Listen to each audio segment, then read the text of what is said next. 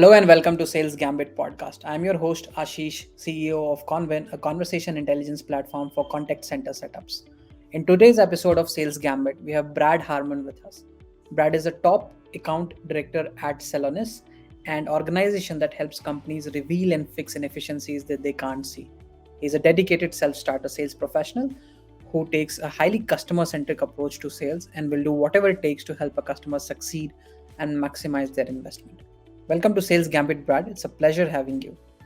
Thank you very much. It's a pleasure to be here. Sure. So in today's episode of Sales Gambit, Brad, we will deep dive into understanding the challenges of a specific persona in sales and how to overcome. You are here, so we will talk more about the account management. So let's say that we are talking about the topic that's called how to overcome the top account management challenges today. But before we jump into that topic, Brad, it would be great if you can give audience a little bit insight about you, how your journey has been over this whole time of 10 years, and then how did you reach here? Yeah, absolutely. That sounds great. I always knew I wanted to get into sales growing up just because it was kind of in my nature. My family's in sales. I always saw myself as outgoing, very personable. I love to present in front of people and in front of large groups, never had a problem with public speaking. My first job was an inside sales manager for a steel fabricator, which was actually one of my dad's companies. And essentially what he did was threw a phone book at me and said, go find me some business, right? So strictly cold calling, making 50, 60 calls a day, trying to get as high and wide in some of these newer accounts as possible, and actually had some great success there. Primarily throughout college, I stuck within the manufacturing space, inside sales as well. Selling fasteners and other small products into distributors, and also had great success there as well. I went to Carthage College in Kenosha, Wisconsin, and was a double major in business management and marketing, along with a double minor in public relations and communications, along with playing basketball. So had a full plate throughout college, no question, between the learning and the fun and the activities side.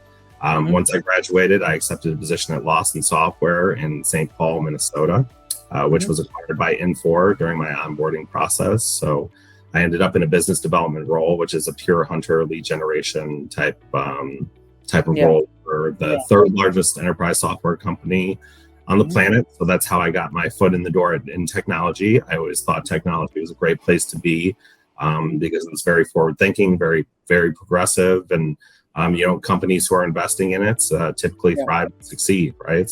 And the business development role is a great foundation for any sales rep. It's something that never goes away. It's something you're always doing.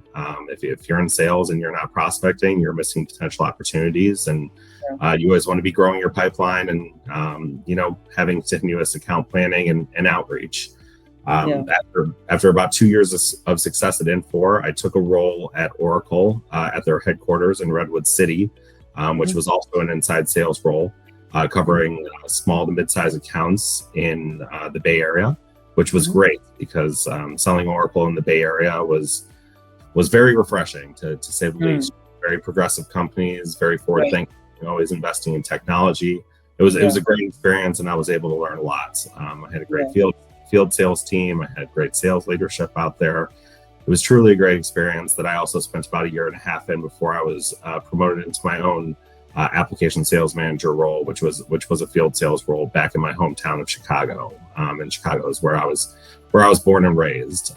So I had about 6 to 7 years within that role. I had some great success. Twice time rep of the year. Always on the top of the leaderboard in terms of closed business. Loved Oracle, great product, had great success, had some of the best customers. I had a great ecosystem, some of the best sales engineers that I've worked with.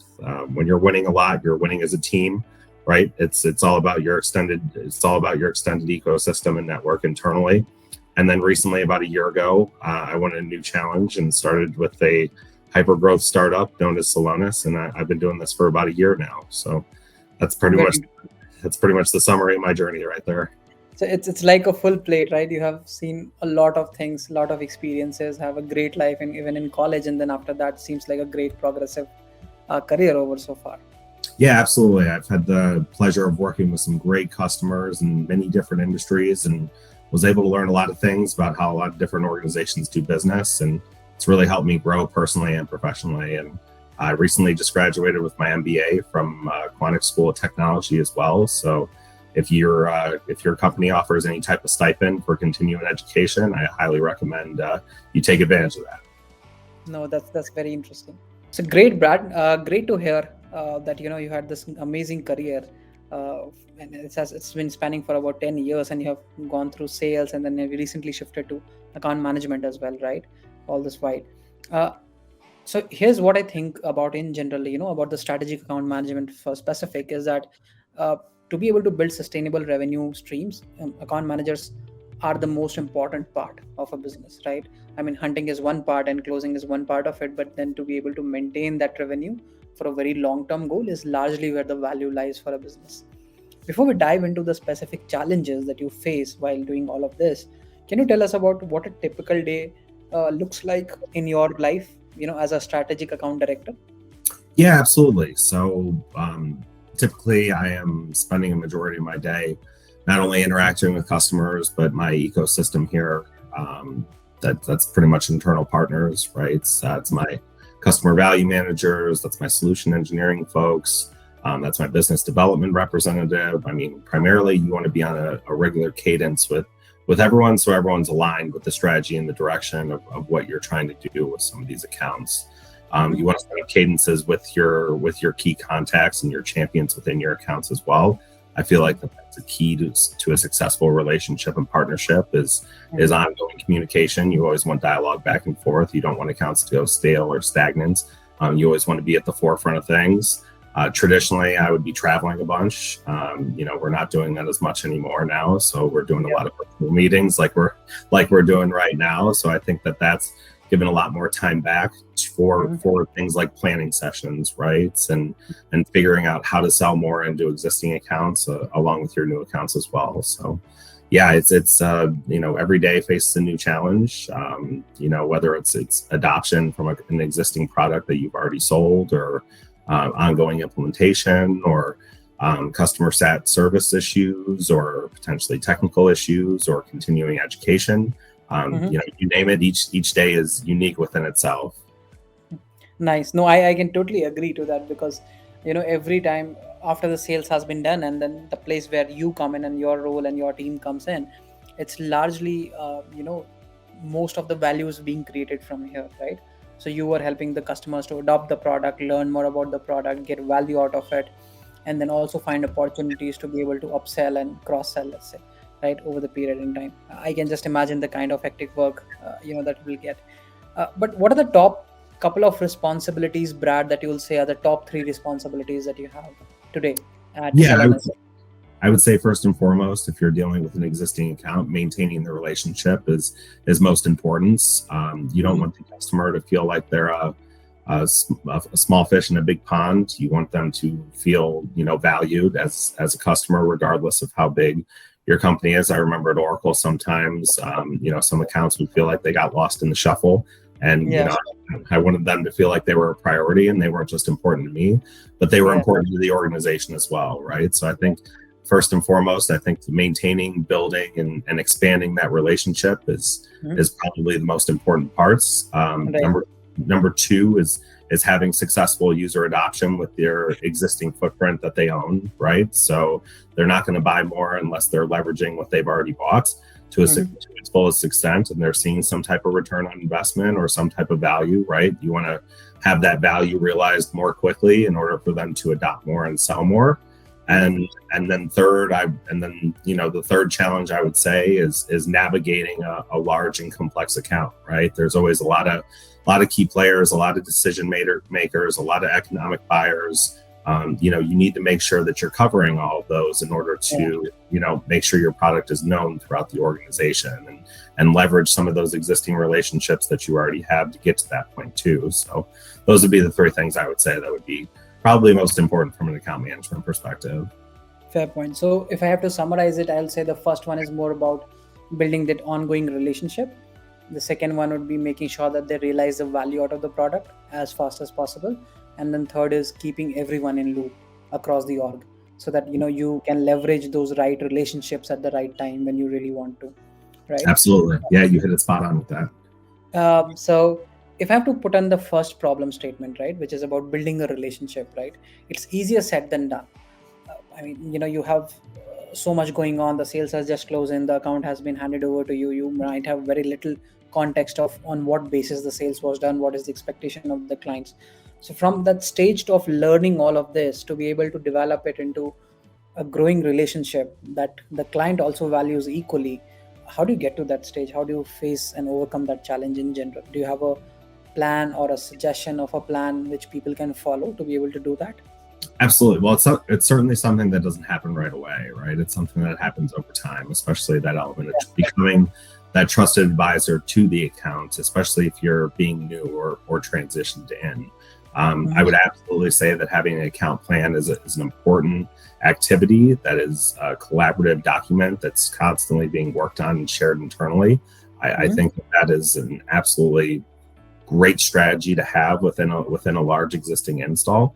And in terms of relationships, I mean, there are people who are invested in the success of your product within organizations, and you have to ensure that they are your go-to if you need a reference, or if you have an issue with another stakeholder, or if maybe one of the executives is coming down on you pretty tough from a service component potentially. But whenever you find and have that champion, you want to keep that person very close, as they're going to be your big proponent within the accounts, and prevent you from having to overcome a ton of obstacles and unnecessary challenges. I think having that champion and having them to be leveraged for not only other deals or building pipeline or things like that, or for introductions to other key stakeholders, but to have them on your side, I think is a key component to success from an account management perspective.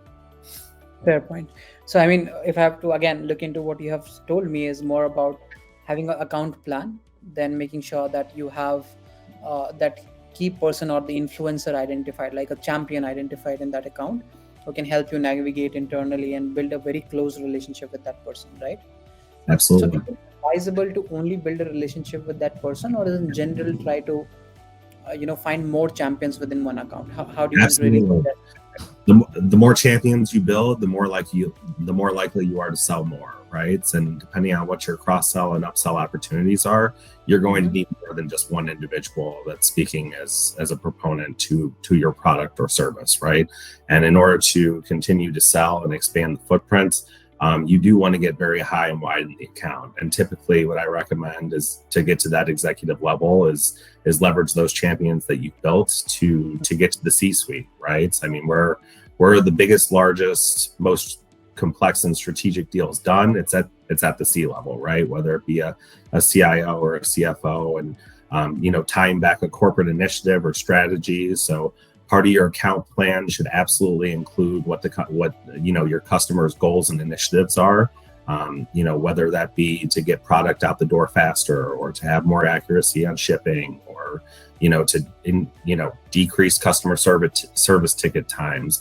Everything that's the customer's goals and initiatives should also be tied to your goals and initiatives, so that the message at the executive level will resonate. Fair point. And you talked about having an account plan, right? What is generally included in account plan? Because I'm assuming that this is not a plan for short term. This is largely a plan of how are you going to keep the account engaged over a long period in time, right? Yeah, so how an account plan is generally built?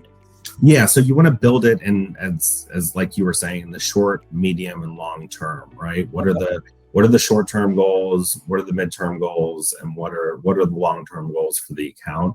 And what are you trying to accomplish? What I typically do is I have a collaborative document that's shared with my extended team, because like I said, the largest network of teams that, are selling together win. And that way everybody's on the same page and everybody has the same goals aligned, and, everyone's under the same understanding, so that way there's not mixed messaging to the customer. You want to make sure that everybody is aligned and, in lockstep with what you're trying to accomplish. Part of that account plan needs to be who you're trying to sell to and why. Why are they going to buy your product? Why aren't they going to buy your competitors? And how are we going to have a successful sales cycle delivered? Where is the pipeline today? Where do you want it to be in 30 days? Where do you want it to be in 60 days? Where do you want it to be in 6 months or a year? And then how much of that pipeline do you anticipate closing, so that obviously you can articulate to your management, hey, this is the revenue I expect to generate within this time period, so that you're effectively communicating up to your management chain as well.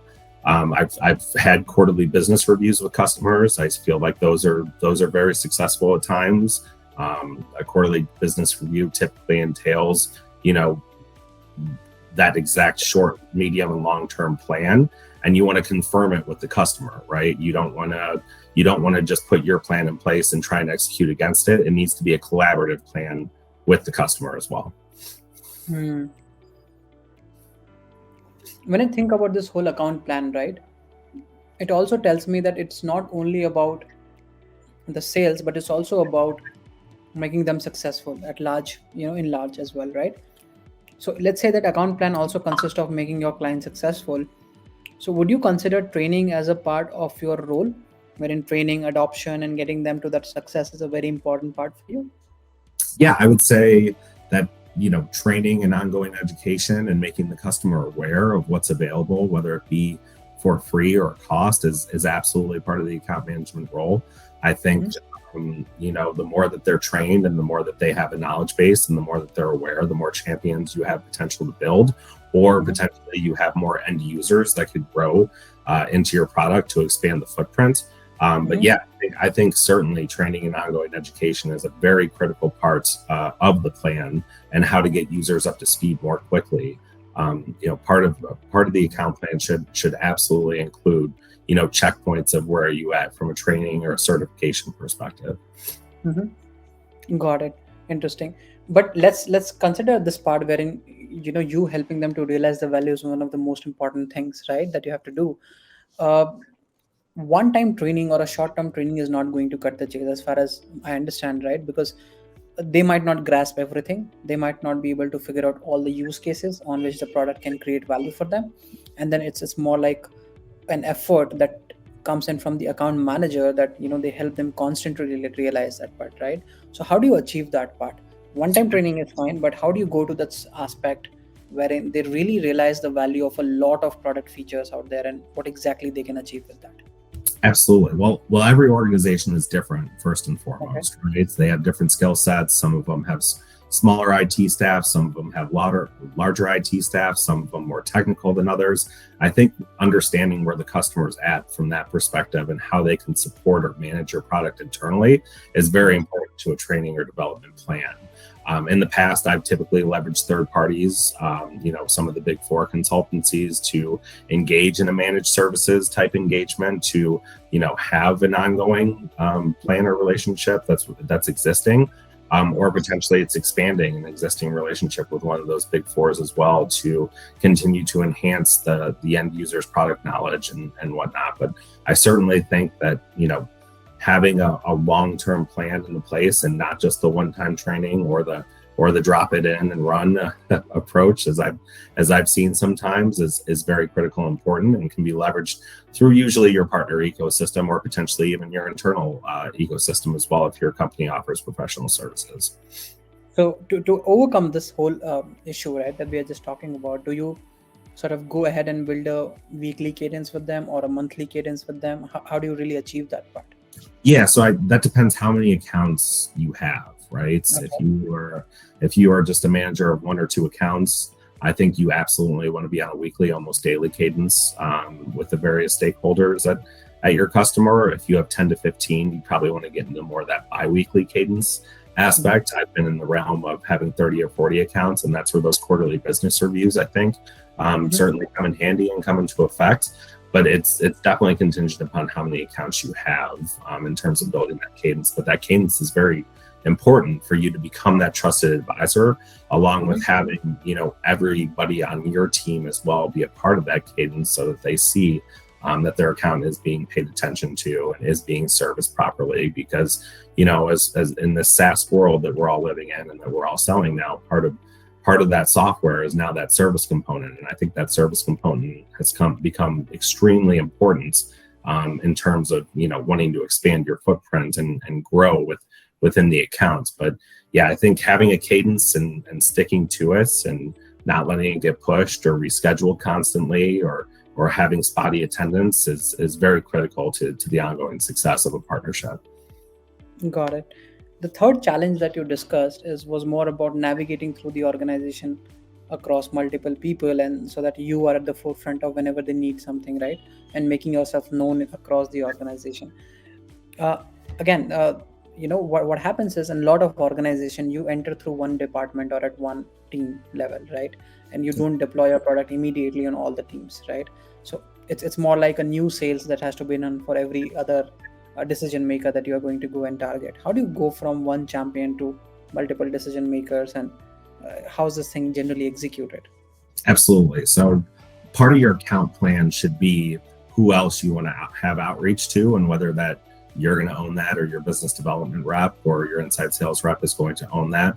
It's Okay. kind of the divide and conquer approach of, how are we going to get wider and deeper within this account? And typically what I would do is I would pick 3 to 5 targets for myself, probably more at the VP or executive level, and then have my inside sales or business development representative go after more of the director and managers, just to see, what type of interest we can generate or pipeline that we can build. But like I said, part of that account plan needs to be how we're going to expand into other lines of businesses with our service or offering.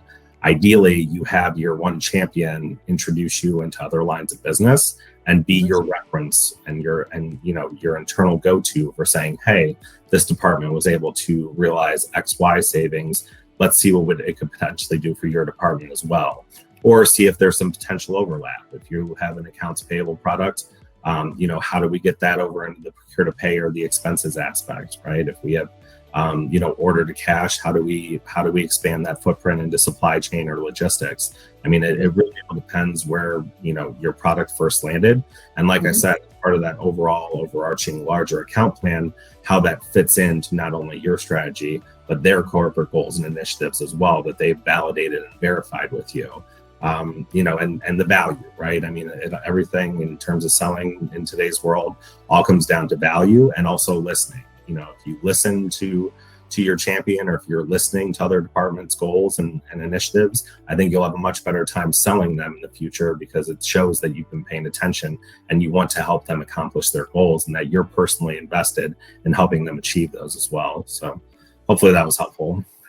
No, no, definitely. I mean, what it sounds like that this should take a lot of lunches with them, a lot of personal conversation with them where you are bonding over it, and then over the period in time they'll spill the bins about what exactly is the requirement internally and who else you can reach out to.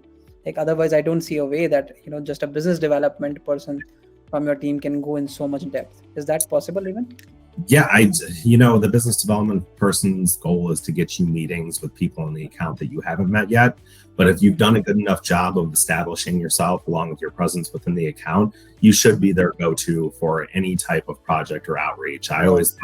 I always thought of myself as I wanted to be the first person that they wanted to call whenever they had some type of project. And if I could Yeah. help them with that project, and that's what my company specializes in, or something that we do, I would Yeah. absolutely say yes and run with it. Or I would potentially recommend another product or solution that could help and fit their need. That, if my product or service doesn't have that offering, say, hey, maybe this isn't the best fit, let's move on. And that's how you kind of get into that trusted advisor role, is that you don't try and fit what I call a square peg into a round hole. You don't try and jam your product in. You want to make sure it's a mutual fit through the qualification process, right? I think that's a very important aspect and component of selling in today's world. No, true that. And it sounds like a lot of this is not just core skill set, it's also about emotional intelligence, or more about managing expectations in a right way with your champion who you're talking to already. Would you agree to that? Yes, absolutely. I think being an empathetic seller to an empathetic buyer can lead to, a lot more business than somebody who's overly aggressive or not listening, or something like that. But, I've always wanted to mirror the personality of whoever I'm in the room with, right? And this gets back to that emotional intelligence components. You don't want to be that cheesy salesman that nobody likes, that's Yeah. always pitching. You always want to be listening. and yeah, I think you hit it nail on the head with how you articulated that. Makes sense. Couple of problems that I have in my experience I have come across, right? for account management is a pressure to focus on short-term versus long-term results, right? I mean, think about it, is that the business always wants renewal in the short term, but then you're also looking for upsell and cross-sell in the long term to the right people at the right size, right? How do you manage this from both from your company perspective versus your customer perspective? Yeah. So in terms of, you know, the short term component, I would say, you know, sticking to whatever the account plan has in place for this the short-term goals, right? Making sure that those are realistic and not too much of a stretch. You want the stretch goals to be more in the latter part of that account plan that we were discussing earlier. You know, managing your expectations internally and your management's expectations. Typically, you want to keep them involved and keep them engaged. I'm big leveraging executive sponsors, not only with my team internally, but also externally as well. I think having executive alignments can help alleviate some of those short-term and long-term issues that you could potentially run into. It also gives the customer an escalation path if something, you know, comes arise that you don't particularly have visibility into, or can push something too hard internally, given that you are just at the account management level. And then, you know, from a long-term goals perspective, if you're trying to sell more, if you do have that executive relationship established, you can actually leverage that, you know, for buys to meet, you know, your end of quarter or end of fiscal year goals. You know, so hopefully that helped in terms of the long and short-term question. Fair point.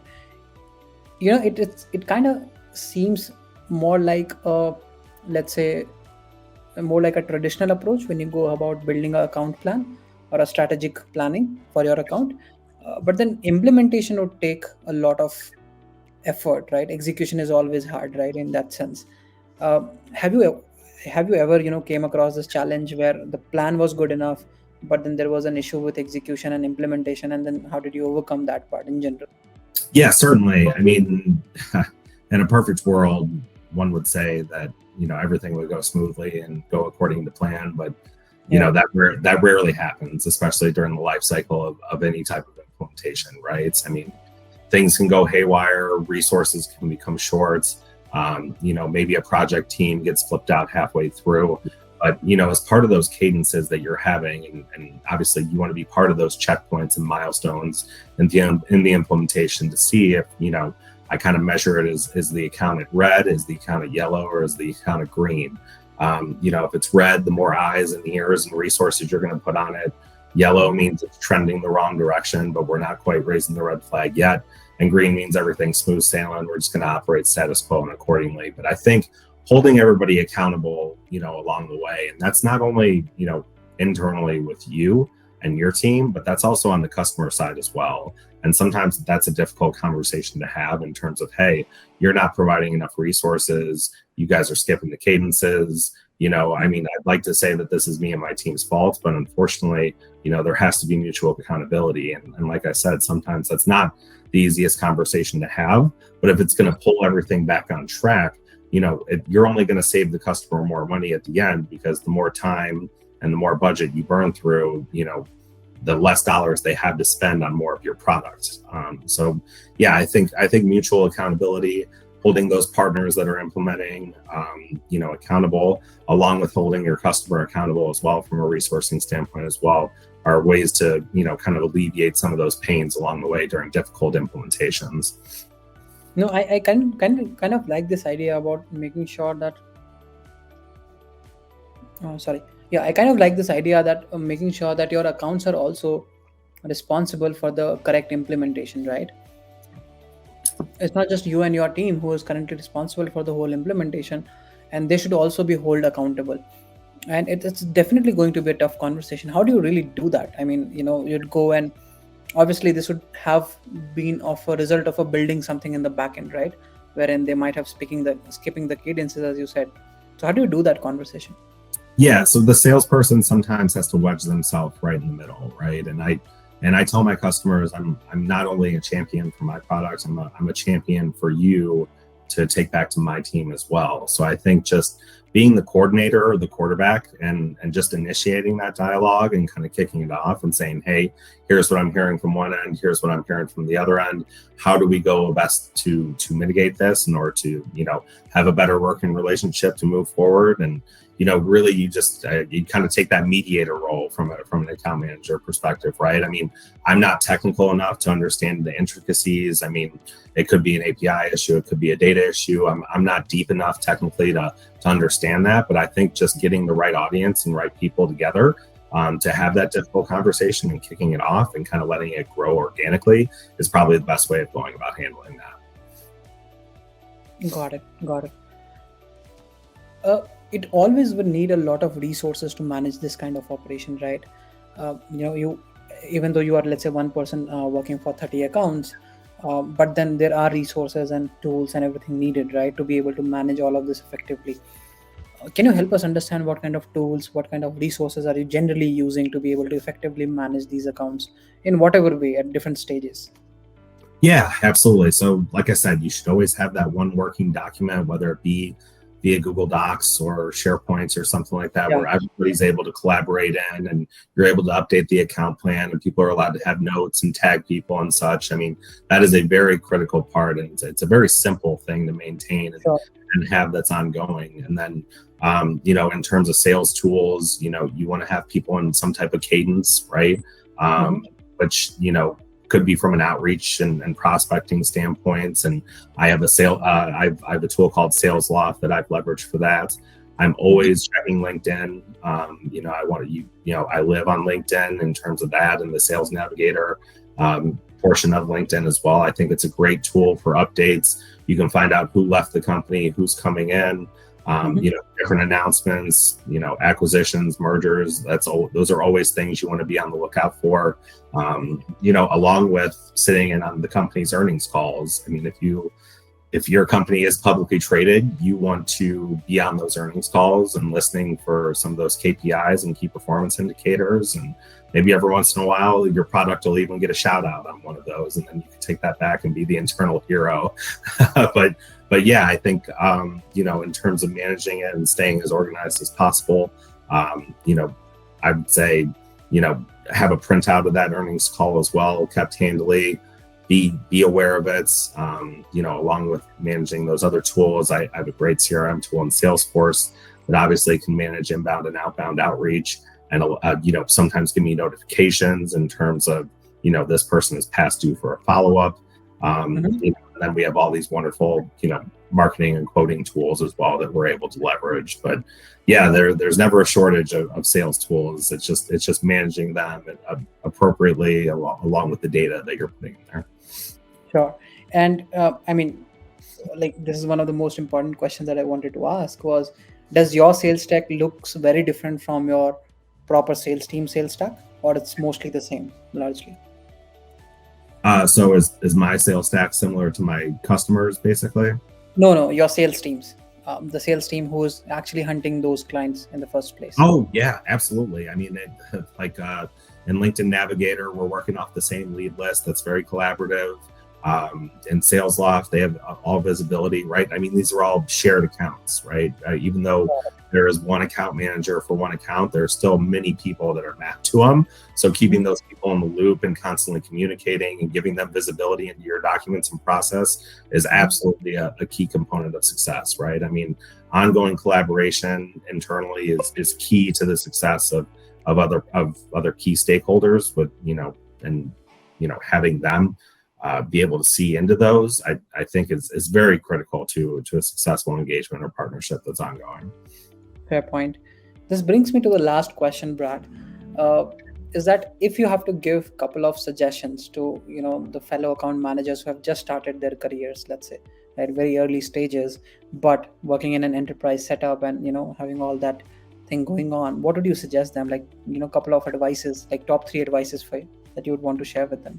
Yeah, sales is a great career. It can be, very lucrative. It can build your network. It's provided a very nice life for my wife and I, it's a great place to be. I've been able to learn a ton and meet a ton of great people. So I Yeah. certainly wouldn't take that for granted, right? I mean, if you're gonna start at the bottom and continue to build your way up, put your head down, work hard, put in the hours, be a Mhm. relentless prospector, be a never-ending learner, and just become a great listener. I think those are keys to success up front. In terms of being a new account manager for an enterprise type account, Mhm. be confident. Know who you are, know what you're selling, and be confident in your product or service, along with you as a person. I think having that accountability and being able to portray the messaging and success to your customers is a very important component to the longevity of sales. Got it. To a sales professional. And I would say lastly, in order to become that trusted advisor, Mhm. be a listener and always be listening. I think a lot of salespeople get caught in this feature function or pitch battle or something along those lines. And although those salespeople were at one time successful, that Mhm. doesn't necessarily mean that they're going to be successful anymore. And be willing to change, be willing to adapt. I think over the course of the past couple of years, a lot of people have had to change their sales styles, given that we're not Yeah. meeting regularly in person or taking Yeah. customers to dinners and lunches and things like that. And some of the largest organizations go through constant change, and whether that be your internal team or your accounts, or the way they're going or the way they're going to market, you need to be flexible and be willing to accept and adopt that change and be able to do it on the fly. But hopefully that gives everybody a great understanding of what it takes to be a newer sales professional. No, fair point. No, I think these are great points actually, Brad. I actually missed one question, which I will ask my team to edit and put it in between.